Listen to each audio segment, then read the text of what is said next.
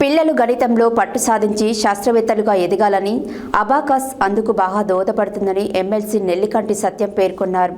ఆదివారం SIP abacus Nalgonda ఇన్స్టిట్యూట్లో రాష్ట్రస్థాయి పోటీలలో గెలుపొందిన విద్యార్థులకు ఎమ్మెల్సీ నెల్లికంటి సత్యం బహుమతి ప్రదానం చేశారు.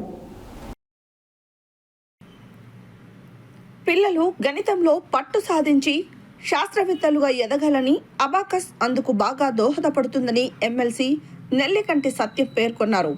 ఆదివారం సిప్ అబాకస్ నల్గొండ ఇన్స్టిట్యూట్లో రాష్ట్ర స్థాయి పోటీలలో గెలుపొందిన విద్యార్థులకు ఎమ్మెల్సీ నెల్లికంటి సత్యం బహుమతి ప్రదానం చేశారు.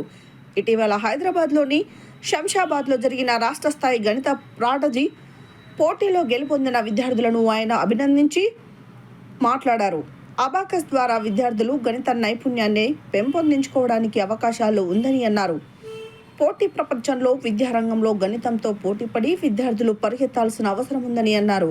చిన్నారుల్లో మానసిక గణన నైపుణ్యాల మెరుగుదల కోసం సంఖ్యా సామర్థ్యాల అభివృద్ధికి ఏకాగ్రతకు మేధస్సు పెరుగుదలకు అబాకస్ ఎంతగానో ఉపయోగపడుతుందని ఆయన అన్నారు.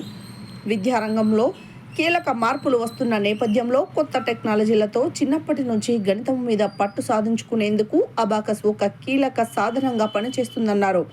అబాకస్ ద్వారా విద్యార్థుల్లో జ్ఞాన నైపుణ్యం మేధాశక్తి బలపడి వారిలో ఆత్మవిశ్వాసం రెట్టింపవుతుందని ఆయన అన్నారు.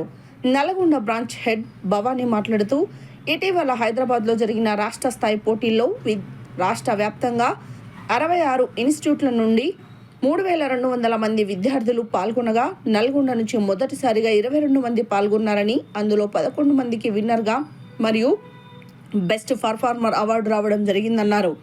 నల్గొండలో మొదటిసారిగా అబాకస్ విద్యను అందించడానికి ఇన్స్టిట్యూట్ ప్రారంభమైందని, నల్గొండ బస్టాండ్ దగ్గరలో ఉన్న ఇన్స్టిట్యూట్లో నల్గొండ తల్లిదండ్రులు ఉపయోగించుకొని తమ విద్యార్థులలో నైపుణ్యం పెంపొందించుకోవడానికి ఇన్స్టిట్యూట్ని ఉపయోగించుకోవాలని ఆమె కోరారు.